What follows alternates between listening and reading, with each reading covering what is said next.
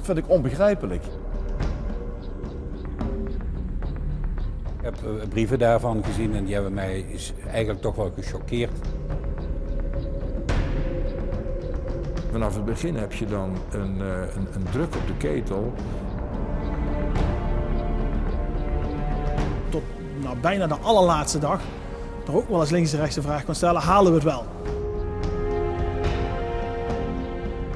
Ik vind het gewoon jammer dat ondergesneeuwd dreigt te raken. Dat heeft mij ook echt oprecht pijn gedaan.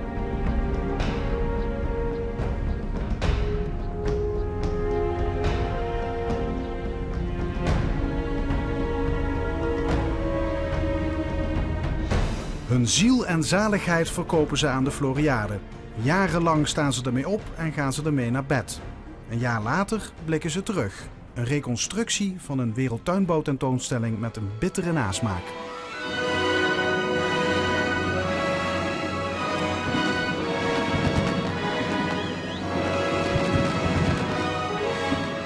Ja, er waren tal van relletjes voorafgaande. Eén daarvan was het salaris van de heer Beck. En wat zich toen wel gewreekt heeft, is dat er weinig openheid was. Dat is toen vanuit de Raad van Commissarissen voor gekozen om daar eigenlijk heel moeilijk over te doen, om antwoorden te geven, geen openheid te betrachten. En dat is denk ik ook wel een hele goede les geweest. Openheid is altijd beter. Onze systematiek van sluiting in de Haarlemmermeer in 2002 en dan eerst evalueren en dan weer opnieuw een ronde wie heeft er belangstelling opzetten, waardoor je van die 10 jaar een aantal jaar gaat afsnoepen. En vanaf het begin heb je dan een druk op de ketel waarin een heleboel dingen moeten gebeuren. En dan is het begrijpelijk dat niet alles optimaal tot zijn recht komt. Dus het contact met de sector zou wat intensiever gekund hebben, maar daar hebben we lering uit getrokken. De tuinbouwraad staat ook niet stil. Tot bijna de allerlaatste dag er ook wel eens links en rechts de vraag kon stellen, halen we het wel? Het was tot enkele dagen voor de opening was het nog redelijk modderig en rommelachtig links en rechts. Maar ik moet zeggen, als je dan kijkt hoe het dan op de dag van de opening erbij lag, dan verdient dat heel veel respect. Nee, die spanning is bij mij nooit geweest. Het vertrouwen was er als je het zag groeien, dat men wat dat betreft de deadline wel zou halen. Veel spannender was uiteraard van gaan de bezoekers komen. Noord-Limburg maakt zich op voor een internationaal evenement. Het moet honderdduizenden mensen en tientallen bedrijven naar de regio trekken. Venlo en omgeving rekent op miljoenen euro's aan investeringen. 183 dagen lang Floriade. Een wereldtuinbouwtentoonstelling die maar 1 keer in de 10 jaar plaatsvindt. Op 4 april 2012 is het zover, de opening. Er is geen weg meer terug.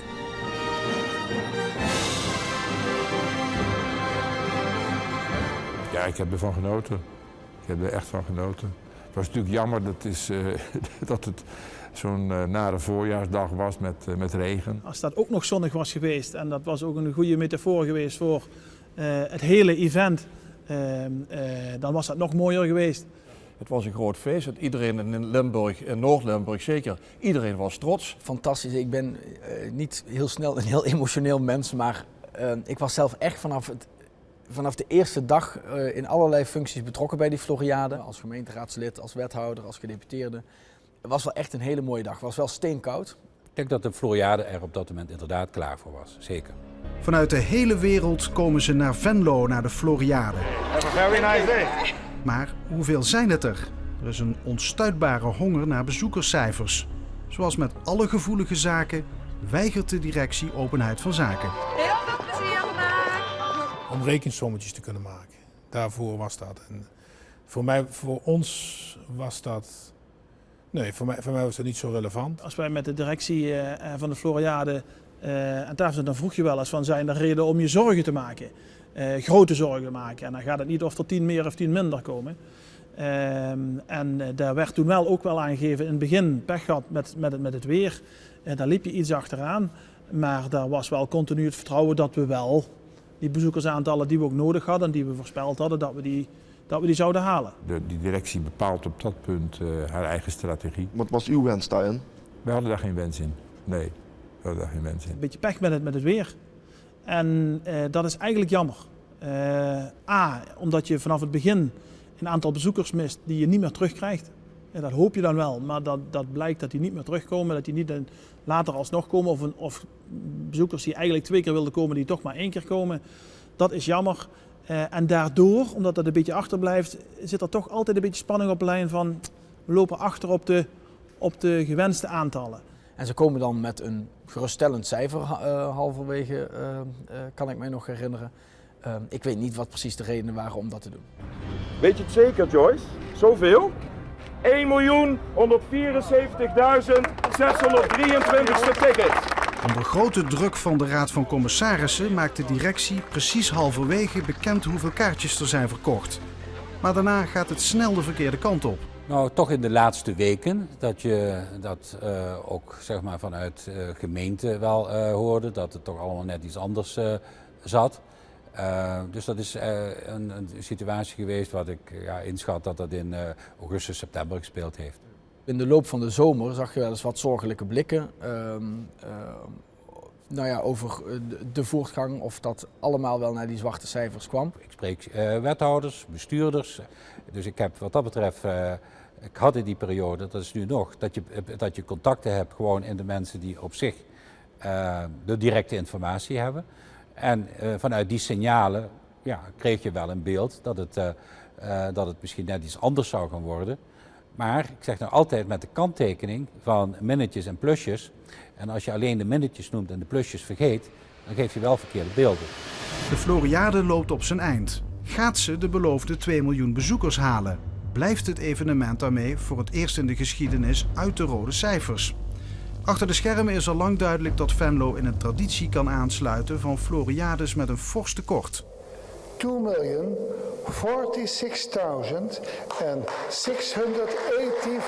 visitors. Wauw. Dat vind ik onbegrijpelijk. Je applaudisseert en juicht, gaat naar huis toe. We hebben 2.040.000 bezoekers gehaald en daarna ontstaat er een probleem. Dat, laat ik zeggen, naar mijn taxatie een probleem is wat je echt had kunnen managen. Ik weet niet hoeveel alternatieven Paul Beck op dat moment had. Volgens mij ga je een event zoals dit, en dat krijgen wij ook terug van onze klanten, van onze leden, wat toch succesvol was voor deze regio. En al zou die daar meer van hebben geweten en al zou dat spannend zijn geweest, dan lijkt me dat wel heel erg lastig om dat op zo'n feestelijk event daar in een mineurstemming iedereen jankend de zaal uit te krijgen. Van de andere kant is het altijd goed, vind ik, om gewoon realiteiten weer te geven. En wat dat betreft de plussen en de minnen ook gewoon te benoemen. Ik was bij de afsluiting. De afsluiting was, hoe noem je dat, met de hakken over de sloot qua bezoekersaantallen. Hè? Ik vond dat het binnen de context waar het toen gebeurde, binnen het eindplaatje wat gepresenteerd werd, de aantallen die gepresenteerd werden, dat je dan ook als directeur tevreden mag zijn en blij mag zijn. Ik had wel die zorgelijke blikken gezien en ik was vooral, omdat ik ook in dat hele traject natuurlijk betrokken was geweest, buitengewoon nieuwsgierig, zal ik maar zeggen, over hoe uiteindelijk die afsluiting was. De buitenwereld krijgt geen informatie over het financiële resultaat.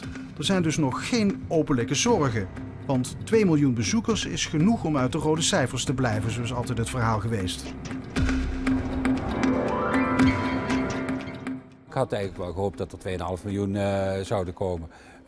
Ik had echt gedacht dat de ligging van Venlo zo positief zou zijn, ook richting het Duitse gebied, dat we wel eens meer mensen zouden kunnen hebben dan we indertijd verondersteld hadden. Dat is misschien wel een gemiste kans.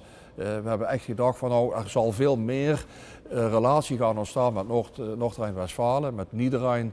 Dat is ook gebeurd, maar het zijn toch nog aparte werelden. De Nationale Tuinbouwraad die had heel erg het belang van de tuinders in Nederland, zeg maar, hun aangesloten sectoren, om die hier dat podium te bieden. Voor hen was het heel moeilijk om Duitse consumenten hier naartoe te halen. Kijk, Venlo heeft een natuurlijke setting in de tuinbouw en heeft de tuinbouw al als onderdeel van haar hele activiteit, met name dus de omliggende gemeenten in de regio. De Nationale Tuinbouwraad juist die samenwerking met Duitsland minder zag zitten. Omdat de Nederlandse Tuinbouwraad eigenlijk een Nederlandse wereldtentoonstelling wilde hebben. En goed, ik denk altijd als je dat als samenwerken meer resultaat oplevert, dan moet je niet te eenkennig zijn en dan moet je ook de ruimte nemen om andere partijen daarbij te betrekken. Wat ik hoor is dat uiteindelijk het aantal Duitse bezoekers dan toch tegenvalt. En waar dat dan in ligt, of Duitsers toch minder geneigd zijn naar iets in Nederland te gaan waarvan ze de naam dus niet echt kennen, dat die geneigdheid, of dat er te weinig energie in is gestoken. Als de NDR en de organisatie zich meer op Duitsland had gericht, hadden het wel eens 500.000 mensen meer kunnen binnenhalen. Dat is de veronderstelling die ik eigenlijk altijd wel gehad heb. We hebben daar tussentijds ook wel bij stilgestaan, ook als Rabobank met de Floriade-organisatie. Daar is op een gegeven moment ook nog een extra marketing-injectie gegeven, ook richting Duitsland. Had dat meer moeten zijn? Ja, misschien wel. Daarmee wil ik eigenlijk aangeven dat het geen narrow escape had hoeven te worden, maar dat er best ruimte was om meer mensen zeg maar de gelegenheid te geven om de Floriade te bezoeken. Of anders gezegd, dat meer mensen belangstelling hadden om die Floriade te bezoeken dan die afgekaarte 2 miljoen.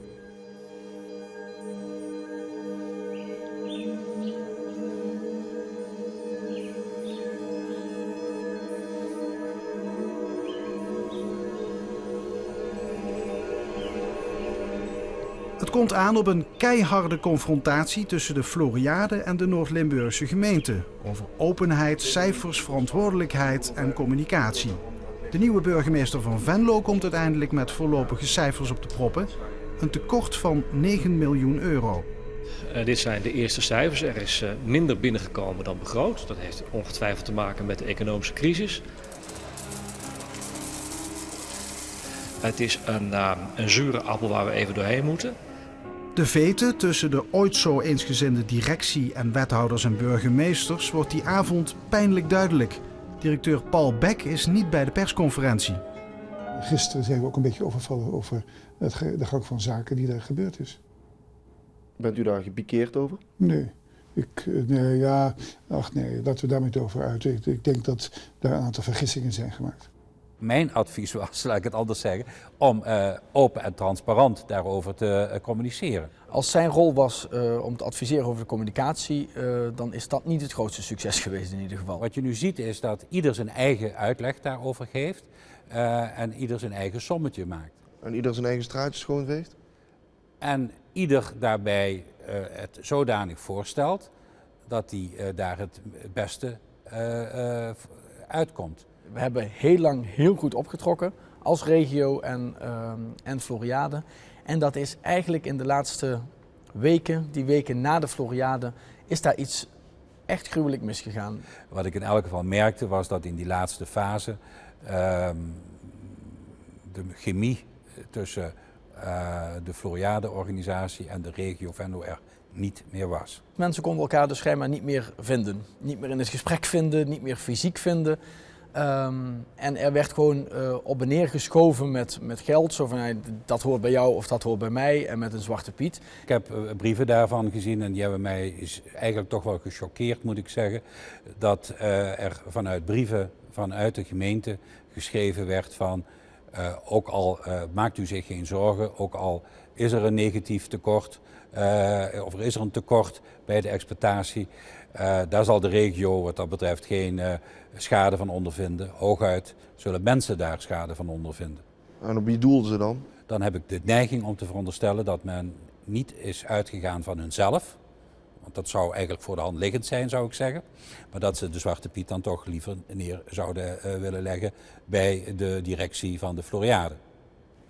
Er had iemand moeten opstaan en die had moeten zeggen, we gaan pas uit elkaar totdat we het eens zijn. En dat we samen uit elkaar gaan en zeggen, nou dat is het probleem. En dat hebben we met elkaar besproken en zo is het. Maar de regio, de organiserende partij, neemt ook een risico. Er zijn natuurlijk zoveel factoren die bepalen of je aan alle parameters, bijvoorbeeld ook het financiële resultaat, zult gaan voldoen. Dat je je afvraagt of je dat ook wel kunt voorzien. Dus ja, we hebben wat toen is naar buiten gekomen en wij begrijpen dat de eindafrekening ook nog moet komen. We hebben daar kennis van genomen. In hoeverre interesseert het u dan dat gemeentes, belastingbetalers op moeten draaien voor het verlies van het merk Floriade? U stelt de vraag op een wijze waar ik er niet op ga antwoorden. Een wereldtentoonstelling organiseer je niet om als een boekhouder onder de streep een zwart cijfer te zien. Dat zou heel mooi zijn. Maar wat je doet is een wereldtentoonstelling binnenhalen om je regio een geweldige zwieper te geven. We daarbij ook moeten benoemen wat de voordelen zijn geweest en wat het ons gebracht heeft. En wat het ook bedrijven rondom ons heen gebracht heeft. En wat het de spin-off ons gaat brengen. Ik vind het gewoon jammer dat ondergesneeuwd dreigt te raken. Doordat er gepraat, gediscussieerd wordt in de regio over centen. Door wie? Ik durf best te zeggen dat dat door de politiek gebeurd is, dat het door de media gebeurd is. Dat de nadruk heeft gekregen, terwijl men vergeten is de andere dingen te benoemen. Of het nu 2 of 9 miljoen tekort is, ik laat dat heel even in het midden, daarmee om te gaan, hoe je daarmee moet omgaan. Men heeft dat laten lopen, dat is op het laatst gaan divergeren, het is alle kanten op gegaan en niemand heeft meer daar management op kunnen zetten dat ertoe leidde dat het probleem niet zo werd uitvergroot als het nu is uitvergroot. Ze gingen nu rollenbollend, vlogen ze over het toneel, met nog een vinger naar elkaar wijzend. Dat wekt niet alleen zoveel verbazing, zoveel wantrouwen. Dat heeft echt wel de zaak heel veel meer slecht gedaan. Het heeft dus zo lang geduurd dat dus daardoor eigenlijk alle successen die je met elkaar hier hebt beleefd, tijdens die Floriade als het ware verdampt zijn door deze problematiek achteraf. Die Floriade is een succes geweest voor onze sector, is een succes geweest voor Limburg, is een succes geweest voor de mensen die eraan deelgenomen hebben. Die hebben er plezier aan gehad, die hebben er energie in gestoken. En dat moeten wij uitdragen, dat moeten wij ook naar buiten brengen. En ik vind het ontzettend jammer dat elke keer de discussie weer over dat geld gaat.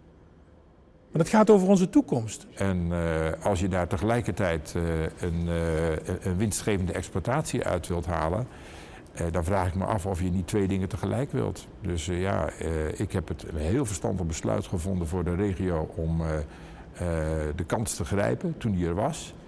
En ik denk dat het ook heel goed gewerkt heeft. De regio heeft zich daarmee heel goed op de kaart gezet. Is een Floriade überhaupt winstgevend te maken?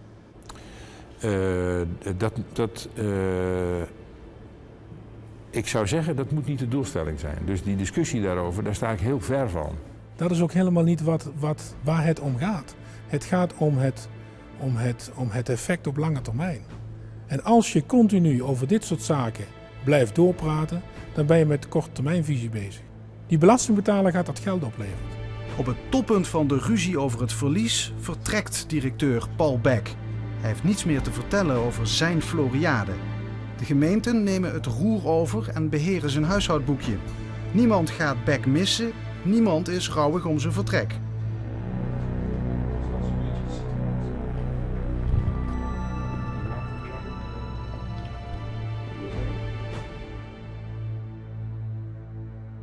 Was Paul Beck de juiste man op de juiste plek dan?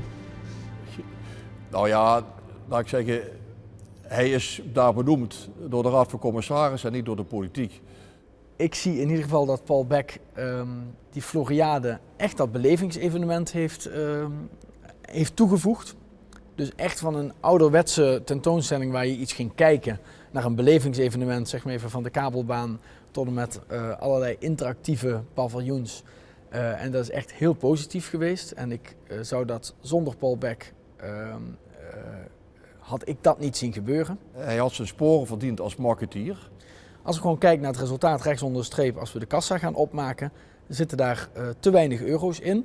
Dus zit er rechts onder de streep een verlies. En uiteindelijk, een directeur kun je wel op goede bedoelingen of goede ideeën beoordelen, maar je moet hem ook beoordelen op wat er in de kassa zat. En dat is te weinig. Dus dan heb je dus het oordeel.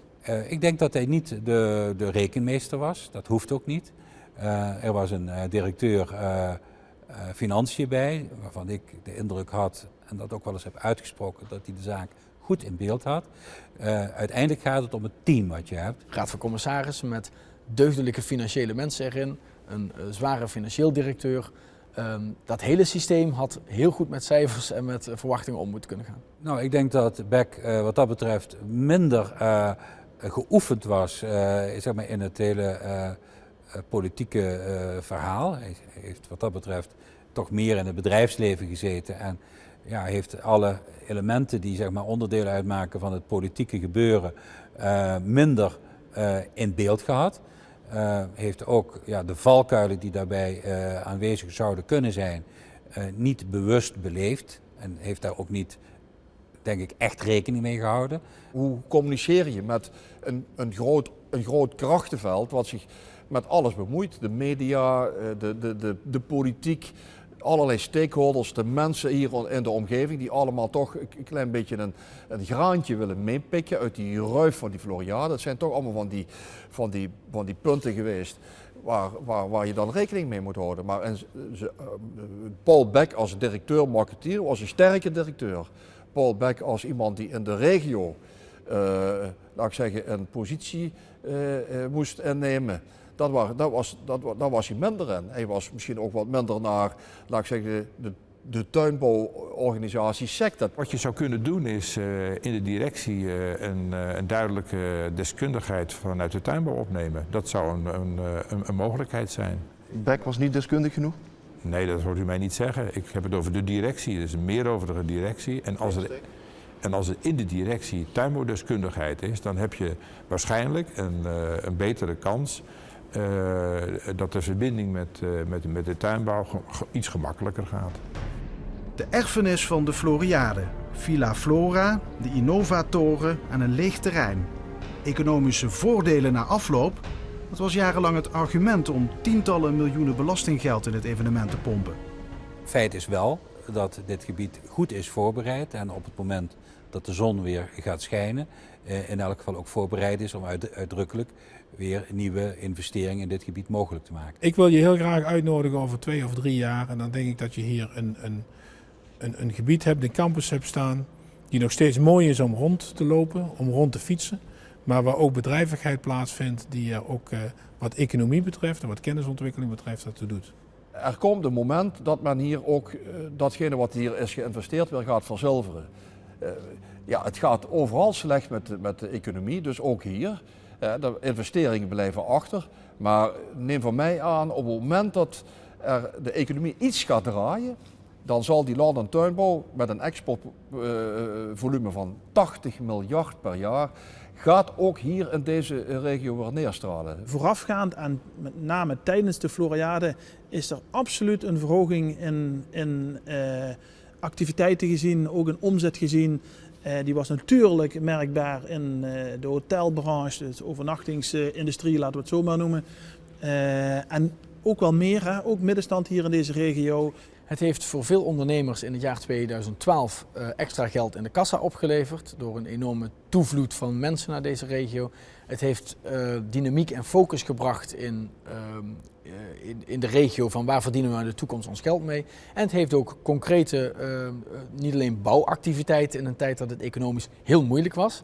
Er is toch echt heel veel gebouwd in deze tijd. In hoeverre dat die daarna, na 7 oktober, die spin-off zeg maar blijvend is gebleven, dat weet ik niet. Ik denk, maar dat is meer een gevoel, dat misschien een beetje overschat is geweest vooraf. Dat we daar misschien meer van hadden gehoopt dan dat het daadwerkelijk uit is gekomen. Ligt het dan aan de Floriade die niet succesvol is? Nee, want er is ook wat aan de hand in deze wereld. Het was een fantastische Floriade. De Floriade hier in Venlo heeft ook een nieuwe richting ontwikkeld, die ook internationaal is opgevallen. En waar de kandidaten voor 2022 zich ook buitengewoon aan hebben kunnen optrekken. Dus ja, ik heb er alleen maar een heel goed gevoel bij. Misschien dat de verwachtingen te hoog waren van hetgeen dat de Floriade alleen zou realiseren hier. Je moet natuurlijk wel de schouders eronder gaan zetten en stoppen met wie is nu wat schuld. Dat heeft geen zin meer. Om daarover verder te gaan. De regio zal de handen aan elkaar moeten staan, samen met de provincie, om de vele contacten die er zijn ontstaan in die tijd, om die te gaan verzilveren. De Floriade, het grootste evenement uit de Limburgse geschiedenis, brengt overheid en bedrijfsleven bij elkaar. Zeker in de jaren van voorbereiding. Maar het is uiteindelijk ook een splijtswam in de regio. Tussen de Raad van Commissarissen, directie en verantwoordelijke wethouders en burgemeesters.